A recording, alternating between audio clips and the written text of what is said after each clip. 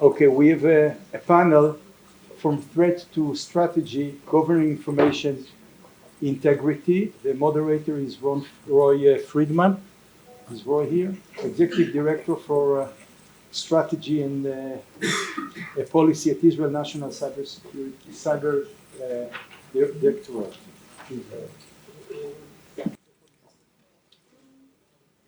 So good afternoon, and thanks for joining us. I am fortunate to have some great panelists with me today to discuss and dive into the threats disinformation presents and the strategies that need to be devised. So, Dr. Tehilla Shwartz Altshuler, Senior Fellow at the Israel Democracy Institute. Tehilla is the author of multiple books and policy frameworks on AI regulation, digital propaganda, and cyber regulation, and is the author of the first Hebrew language volume dedicated to AI regulation. Yes.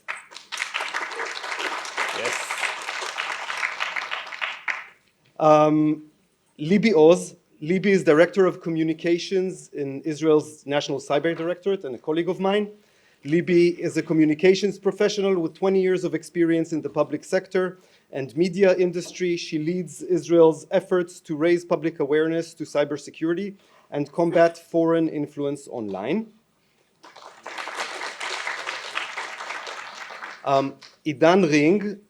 Edan is VP of Community and Social Affairs at the Israel Internet Association. He's also a researcher and teaching associate at the Department of Communication at Ben-Gurion University and a regular contributor to the Seventh Eye website.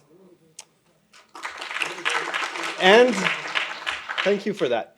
And Ralf Wigand, a National Security and IT Compliance Officer from Microsoft in Germany.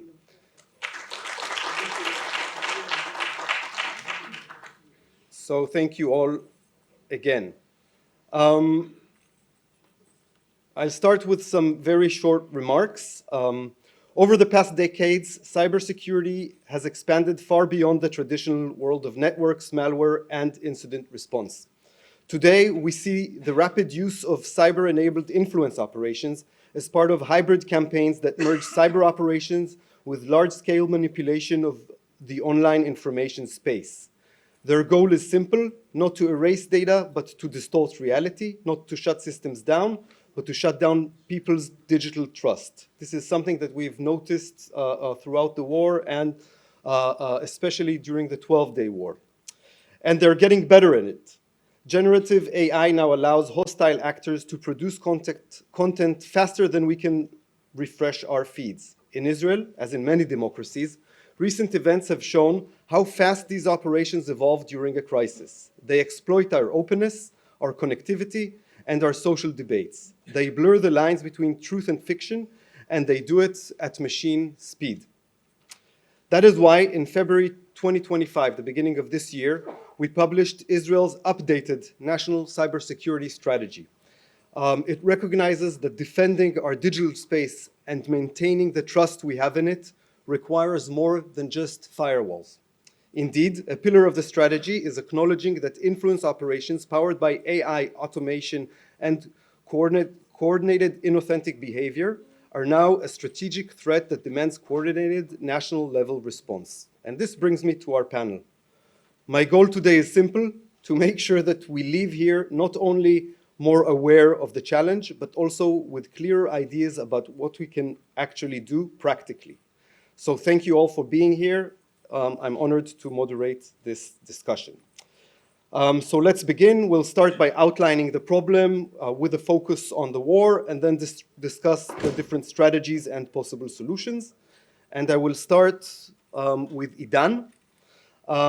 During the recent 12-day war with Iran, what was the role of disinformation and so-called fake news? What was the role of AI-enabled tools in the digital battleground? And overall, what was the effect on the public? Thank you very much, Roy. I'm very happy to be here. Thank you for this invitation. So I am from ICRC, the Israeli Internet Association, which is a civil society non-profit organization that is also in charge of the Israeli CCTLD, the .il and Nekuda Israel registry. But in this capacity, as a veteran organization, as independent, we promote digital rights, digital safety, and we operate also a hotline for almost more than 10 years now, internet safety hotline. And in the last 18 months, especially after the 7th of October, we are running a new project that before wasn't very urgent for us, but became very, very central to our activity, to develop resilience to disinformation, especially for Israeli civilians. This is a project also funded by the European Union, and it touches on many pillars that maybe earlier were spoken about here that are not especially technological, but more have to do with research and civil society capacities, public education, and policy. And in this capacity, we mapped more than 600 fact checks that were published about the Israel-Iran war in last June. And it's, first of all, it's interesting to see that these fact checks were published all around the world. We have more than 15 or 16 languages in more than 20 countries. And you can see that false content or disinformation about the war was a global issue, a global phenomenon. It's not only in Israel or Iran. This may be a symmetric war by two very strong countries, but the disinformation war or the information landscape around it was multilingual and was global. The second thing that is very interesting to see are the kinds of themes that were used. We wanted to check what this content, this false content that was refuted by fact checkers talked about. And mostly you could see that around 40% was not about people, not about persons, but about infrastructure. It was about the damage caused to bases, to military bases, or to national critical infrastructures. It was about explosions. It was about military power and military force on both sides. So you could say that the first thing we saw is how the information war was an integral and critical part of the kinetic war. It comes together, and I think you may have read headlines saying this was the first AI war or the first disinformation or digital war, and you can see that the effort, the ballistic effort to cause damage to civilians on both sides, but especially here in Israel, was complemented by an influence effort. Most of the disinformation was meant to create the idea that the damage to civilians or to infrastructure in Israel is bigger than what we actually think it is or what we know, especially because most civilians did not really know a lot about what was happening because of fog of war and so on. And the other thing that I think is very interesting to this forum is what kind of manipulation was used. So everybody's talking about AI, the first AI war and so on, and really around 20% of the information was fabricated with AI, which I think is a very high percentage, especially if you compare it to the past, maybe more than ever. And also, you can hardly see any other kinds of fabrication techniques, like the classic fabrication techniques we could not know, we couldn't see in the data. But if you look at other things that were not AI manipulated, not AI fabricated, most of the disinformation and false content was still out of context, was still real images, and most of them, by the way, were videos. Around 80% of the false content about the war was mainly videos, and most of it was out of time, out of place, meaning that the content itself was real content. It was real footage of explosions, maybe from Asia, or demonstrations from the US, or civic panic attack in some airport because of a bombing threat, but they were shown from other places, from other times, shown to be as part of the war, what was false, and that's what makes them maybe very effective. Okay, so I think the focus on AI and on technological and uses to identify AI are only partially effective if you look at the kind of landscape, the kind of content that we saw during the war. So to conclude, we gave this the name ballistic disinformation because we see most of the content was used, and it was very different than what we saw during the 7th of October, for the example, on the Palestinian side. A lot of AI images or a lot of images that were meant to show some kind of Israeli hostility or war crimes. Here you see something very, very different. Really an integral part of the ballistic attacks was ballistic attacks influenced what we called ballistic disinformation. I think it's a good start to understand how you can address it and how not only technological tools are a part of the solution. Thank you, Edan. I like the fact that you shared this data with us. As policymakers, we always prefer to devise our policy according to data.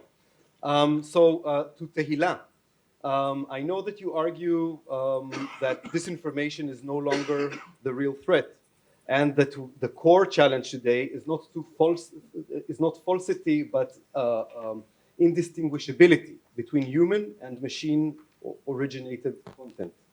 Why is that?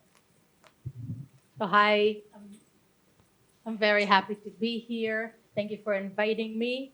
And I would like to differ a little bit from your strategies in this panel, in the sense that I don't think that we have the right conceptualization at the moment that would allow us to actually come with, I would say, high-ended solutions. We need to rethink this whole thing of disinformation, because I think that even though we haven't seen it very clearly at the Israel-Hamas war or the Iran war, we are heading a disruption.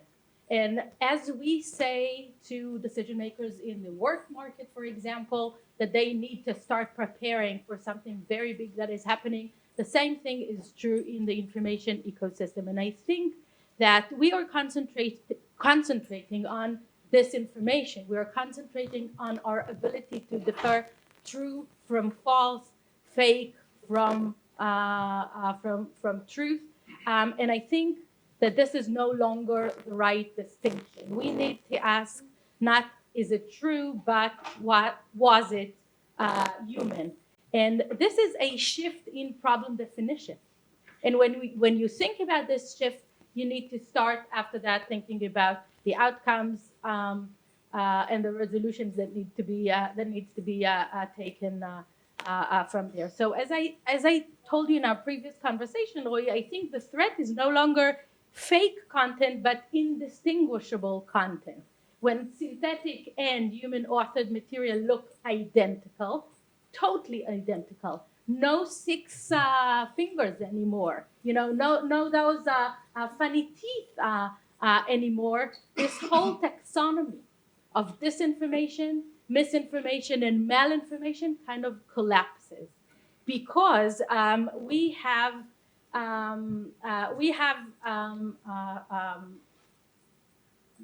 tried to differentiate between disinformation as intentionally fake and misinformation as unintentionally false, and malinformation as harmful and weaponized. But I want to introduce here a different notion. I want to call it MOI information. MOI as machine-originated information. Kind of a redundancy, but I couldn't find anything nicer. And to this, I think what we also need to add is the medium. We all think about disinformation as something very digital. Edan has just said there was a hybrid war. There was a layer of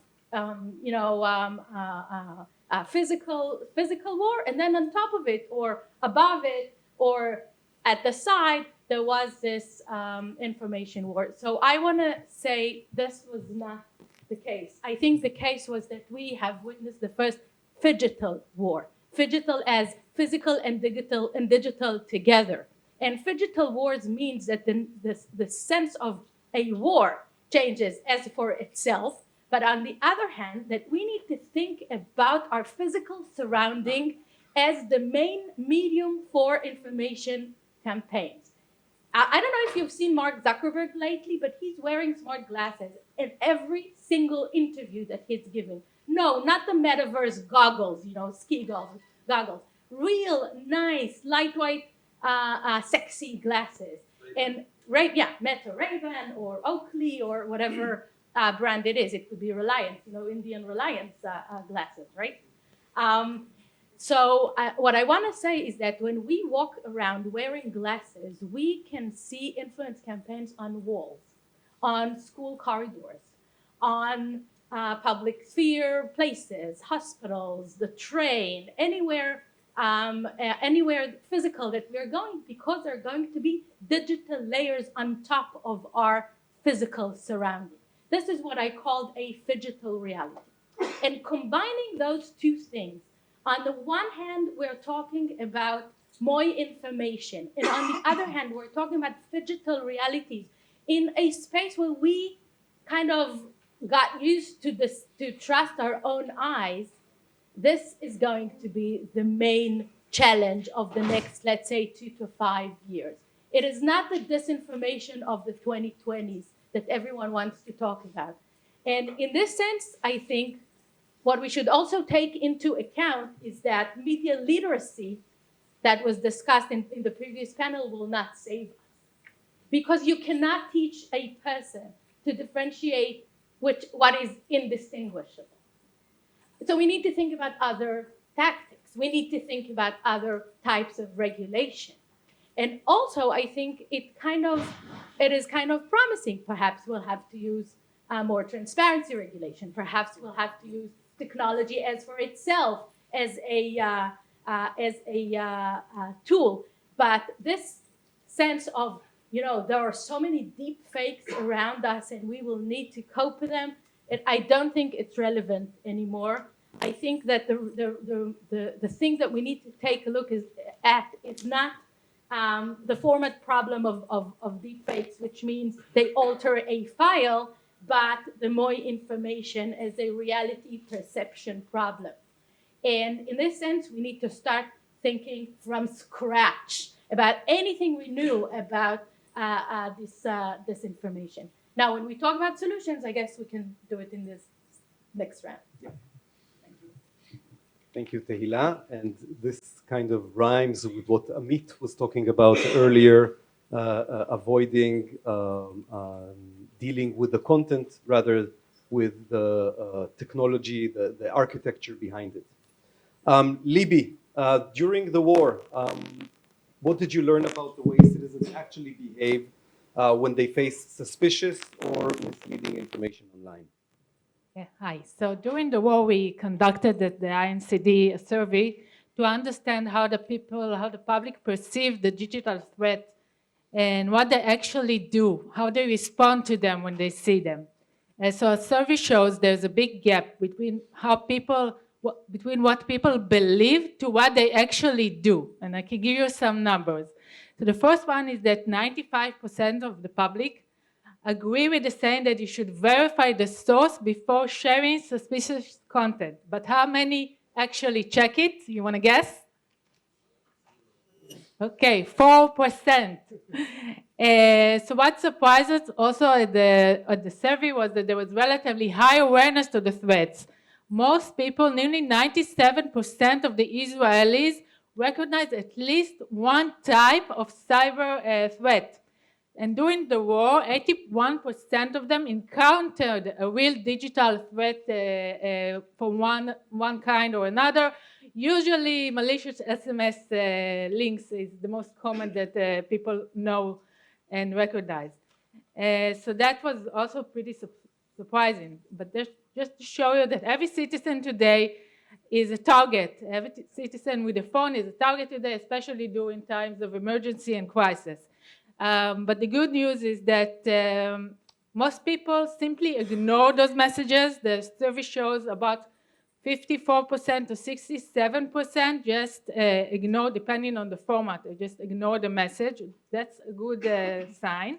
But the bad news is that while 78% of the public agree you should report this kind of messages to the authorities, which is us, only 5 to 9% do it.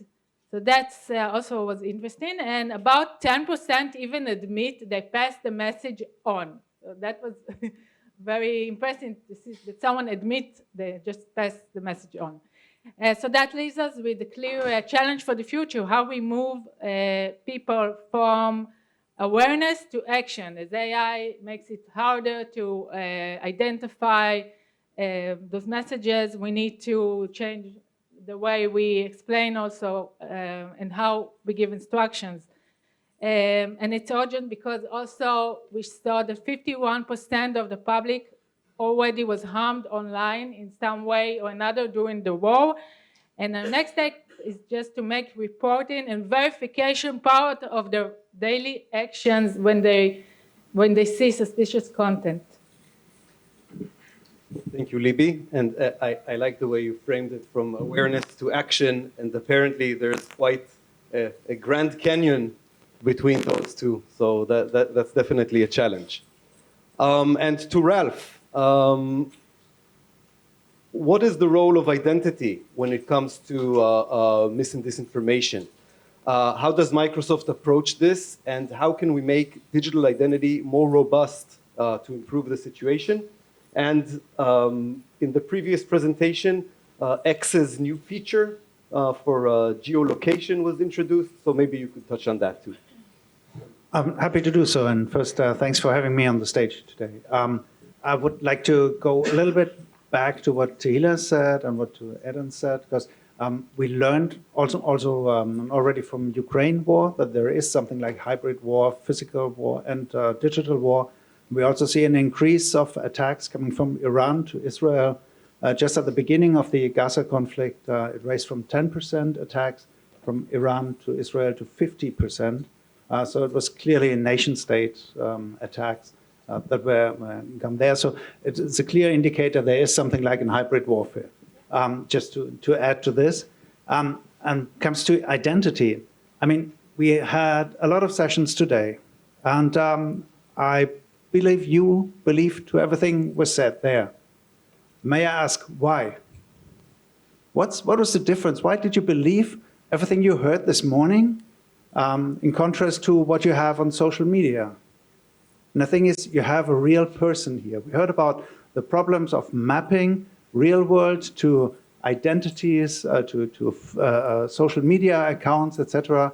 And here you had it both in one. You had a person here, you have a name here, you have a content here, and you trust in somebody verified this identity. So I think we agree that everybody here and today was the real person, the name was on there, or something like that. But I think that's the main point. And coming to you with this not distinguishable, I think one solution might be to make it distinguishable. And that would be, for example, by having a proven identity. I know that this brings a lot of conflict in freedom of speech when I have to provide my own name, but why not let users choose between this is a real identity, so I might trust it more because I see where this person is coming from, what they voted for in the last election, and etc., what they're working for, etc. So having a combined, leaving the users a chance to say, I trust this person because I have more information, and I trust that person more, although it's not validated, but the opinion goes more in my direction. Why don't leave the users a choice? I think there is still something very underestimated and in the last years maybe underused tool, and that's your brain, you see? And we should educate people to use the brain to make their own decision about, I trust that information and I distrust that information. And from our side, improving an identity, especially in the business context, of course, makes it more valuable to have reliable ways to distinguish between a mail from Edan to me, sent me $2,000, and having that same mail coming from an AI-generated agent or whatever. So in business world, it's essential. In the civilian world, it's also essential. but not on the money aspect, but on the democratic aspect. Thank you. We have a little bit more time, so some quick second round of questions. For Edan, whose responsibility is it to protect our citizens from mis and disinformation? And don't mind me. The platforms, the government, every man or woman for themselves, and how can we help the general population to improve their defenses? So this is why I came here, actually, for this question. I really want to follow up on Naomi Krieger's presentation, and she had a very nice slide here I really liked with 3 parts of a circle. I think there are even 4. There is no one solution, no silver bullet. I'm in favor of all very intelligent and important tech solutions and tech companies, but I think we really need to adapt a holistic approach that is looking at this grave, really global problem as a whole.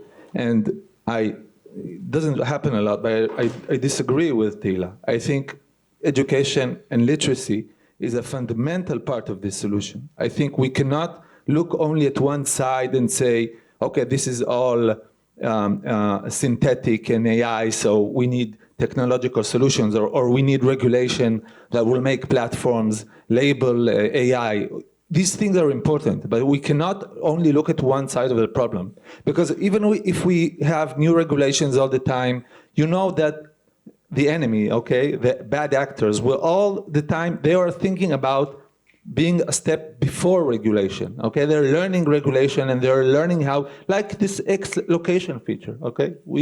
At the same moment, we understood it's also problematic because many of the locations you see on X are using VPN so we need to give the users a holistic solution that is made up of a few things.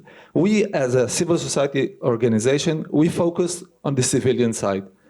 The main thing we have been doing is promoting more knowledge, more research, but mainly 2 other things.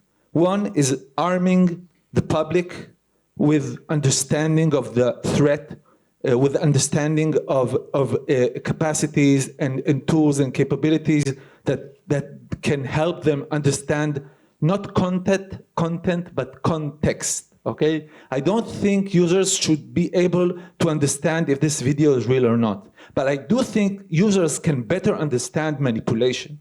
They can better understand emotional triggering, like some of the people here this morning talked about. I think it can be a very important part of the solution, and I think like many Nordic and North European countries understood, it should start at a very, very early age.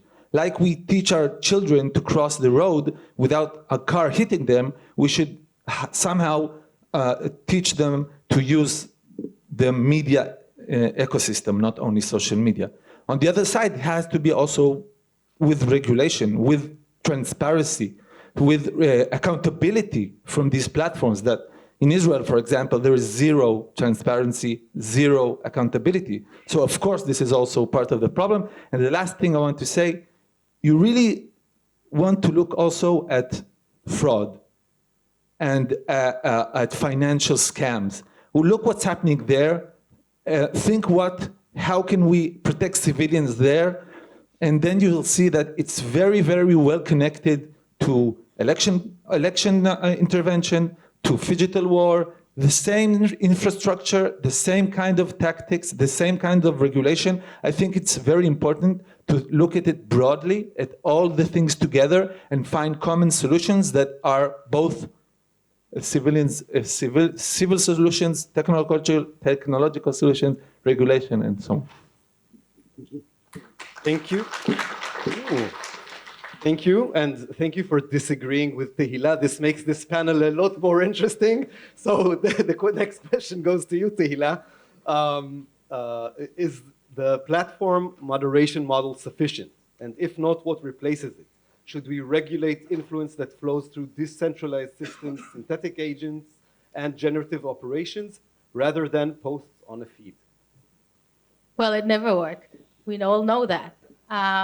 our attitude towards us, or the attitude of holding platforms responsible and asking them to remove content separately, like separate pieces of content, that never worked. We all know that. This is why we sit here, actually. And I think that we need to understand a couple of things here. First, is that this whole platform responsible in terms of, or referring to social media platforms, is not relevant anymore in the sense that peer-to-peer platforms are very, very common, like Telegram and WhatsApp.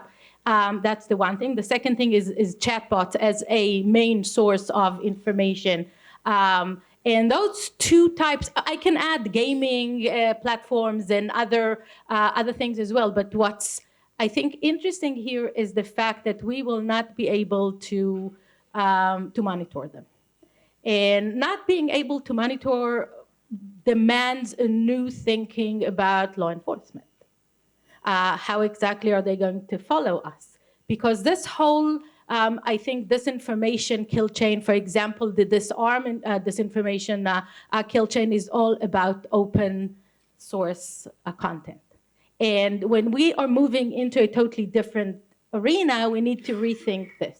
That's the one thing. The second thing is, I think that our constitutional perceptions regarding freedom of speech are outdated. We think about freedom of speech as a marketplace of ideas, a free marketplace of ideas. And I think, and in this sense, I agree with Ralf, that we need to start thinking about the precondition for freedom of speech, which is the right to factual certainty. Because if we don't have it, there is no point of us arguing or creating new ideas and entering them into the marketplace of idea. The third thing that I want to say here is that we need to start criminalizing coordinated inauthentic behavior. We've seen enough. And in this sense, we don't need to talk about the content. Because for me, to think about the Cyber Directorate deciding what is true and what is fake, oh, this is really scary. And also the Israeli police. I've caught them in lying, so many times that I don't believe they'll be able to do that. But on the other hand, when we talk about coordinated inauthentic behavior, I don't care if it has to do with commercial speech or FEMI or any kind of political speech. The act of creating the fraud while creating bots and puppet talks and so on and so forth, and trying to create the amplification of the speech, this is where we need to be. And here, what I think we need to do is go towards the consumer protection legislation. Let's add those to the consumer protection. It's no different than product placement.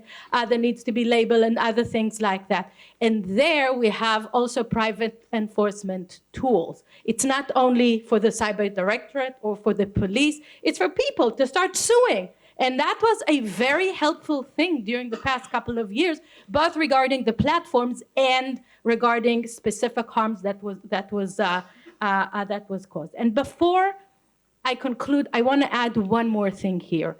The Oxford Dictionary, they published the word of the year every year, and last year it was brain rot. Remember that? This year, I only saw it like 2-3 days ago. They said it's rage bait. Okay, and this movement from brain rot, which is totally cognitive, to rage bait, which is totally emotional. I think this is something we need to take a good look at, because when we think about disinformation, we think about it from a cognitive perspective. And what computers, specifically effective computing models, are so good at is persuasion. Is the emotional side of things. It's not imitating reality. It's persuasion. It's the emotional presence. It's the attachment. It's the relations. It's the dependency creations that machines are now so good at. And in this sense, we need to think about education, but from a different perspective, not to refer from between true and false, but rather to teach our children how not to get too attached, or maybe ourselves, how not to get too attached by to machines. Thank you.